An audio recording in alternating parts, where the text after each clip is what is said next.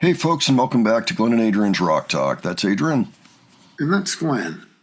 And today we are going to take a look at Hot Tuna for the first time ever on the channel. We have seen some Jefferson Airplane. Hot Tuna is an offshoot of Jefferson Airplane, for those who don't know. It was Jorma Kaukonen and Jack Cassidy, lead guitar and bass for the Airplane.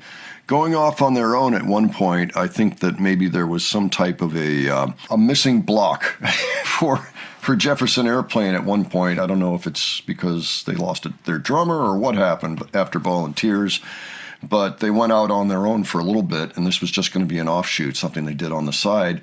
It's turned out to last far longer than Jefferson Airplane did. It's still going today, as a matter of fact. So we're going to look at a song called Water Song. This is one of the songs that a lot of guitar players really like because of the way that it sounds and just the kind of the progressions that he uses.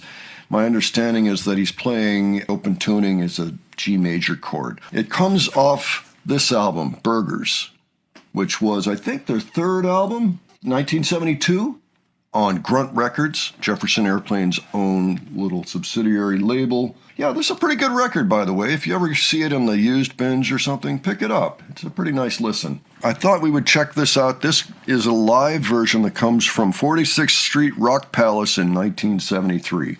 So we're going to see Papa John Creech, violin player. So it's the whole electric band. They often just go out, the two of them, and it's an acoustic thing. But at this point, they had a full band, so they have a drummer. I'm actually not sure who's drumming. Maybe it'll become clear when we take a look. If people are interested in seeing Jorma perform, well, he just turned 85 years old. He is still performing, but you better get out there and do it. Let's check this out, and we'll discuss afterwards. All righty.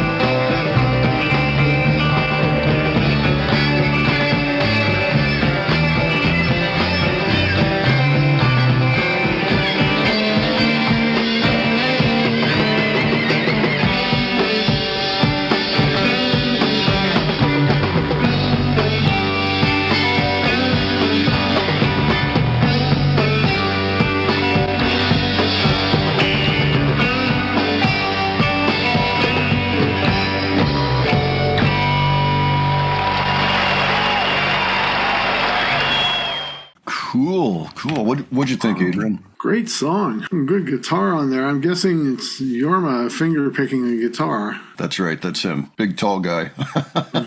And Jack Cassidy, it's funny, watching this, you can see his eyebrows keep going up. Practically every time he hits a note, his eyebrows go up like... Yeah, I noticed that. I think he's known for that, actually. I think people actually call him eyebrows. So here's the back of the album cover, and it looks to me like the same band that we just saw. There's Jack. There's Yorma. There's Jack. There's Papa John. Now, the drummer on this is Sammy Piazza. Okay. And yeah, it looks like the same guy to me right there that we saw for a little bit on screen there. So cool. Yeah. I really like Papa John's violin playing. Yeah. It was awesome. It kind of reminded me a little bit of, I don't have a lot to go on, but a little bit of Sugarcane Harris. Oh, sure. Perhaps, especially, the song I have in mind is something on Frank Zappa's Hot Rats album. He was on, Sugarcane Harris was on that. Had a very similar sound to what's going on here. Yeah, no, I would agree with that. I've also heard Sugarcane Harris play with John Mayall and the Blues Breakers. Yeah, I'd say they were very similar. It just adds a little something a little different. Like not a lot of people were using, not a lot of rock bands were using violin at that point, but a few were. I'm glad we took a look at that because I haven't seen a lot of live clips of them playing, like video clips. I've got a few of their albums, and I've always appreciated them. This one in particular is good. Their very first album is all acoustic, and that one's good too. It's a nice listen. Did you notice, by the way, yes, he wasn't just finger picking, but he had on acoustic finger picks. Did, like I don't know how many times I've seen an electric guitar player having those acoustic finger picks on. Even when they play with their fingers, like that's not something Mark Knopfler does, for example, or I don't think Derek Trucks does it either. People that are primarily using their fingers for their leads and things. That's the thing is Yorma actually came up as an acoustic player, at a time when there were not a lot of acoustic players in rock and roll. He was suddenly asked to join the Jefferson Airplane, whereas at that point in his career, he had a roommate named Ian Buchanan. I just learned this because he was just interviewed on Guitar World. In fact, I might bring some of that interview over to Modern Rock Talk. But he mentioned that there was a guy named Ian Buchanan who taught him how to play like that, and he had been a student of Gary Davis, the Reverend Gary Davis. Yorm is a huge Gary Davis fan and eventually met Gary Davis and took some lessons with him and all of that. And you can tell, and I mean, they play a lot of Gary Davis in their repertoire. So he came up as an acoustic player, like that's when he met Janis. He was still an acoustic player. He met Janis Joplin, and they did a few things. But then he was asked to join Jefferson Airplane, and they're like, get an electric. He's like, electric? Okay. So he just went out, got a random electric first, and was like, this is all right. And then somebody else said, oh, here, try this Thunderbird. And oh, yeah, that's better. Here, I'll try that for a while. And, so he was never a huge aficionado of the gear or the electric stuff. But just, timing and everything kind of put him in the perfect spot to be this very unusual, unique lead guitar player that influenced a lot of people himself. But after that, he kind of reverted back to acoustic guitar in a lot of ways. He was doing that for the most part in Hot Tuna. But not always, as we can see. They did have their electric stuff as well. I mean, whenever they had a full band, he would play electric usually. And then usually when it was just him and Jack Cassidy, it would be acoustic. Even to this day, you'll more likely see him with an acoustic guitar than an electric guitar, which is interesting for an electric guitar hero, Yeah. My final thought on the song would be, it's just a nice tune to calm you down or cheer you up or something. Yeah. Yeah, it strikes me as a good driving tune, Yeah. on a nice day. You can see that. Yeah. All right, folks, well, why don't you let us know what you thought of that, and if you're familiar with Hot Tuna and the story of Hot Tuna, if you have any of their music, if you've ever seen them live, anything like that. Heck, if you saw Gary Davis live. I mean, Davis has been gone for a long time because he was already old when they met. But, anything like that, we always like hearing those stories. Or anything else having to do with, say, 1960s San Francisco, where Yorma and Jack came up. Any of that stuff would be very interested to hear about it. And give your thoughts on the song. If you have other suggestions for us, leave those below. And if you enjoyed this video, please give it a like. And if you enjoyed the presentation, please subscribe. All right. Thanks so much for joining us today. We'll catch you on the next one. Take care, folks.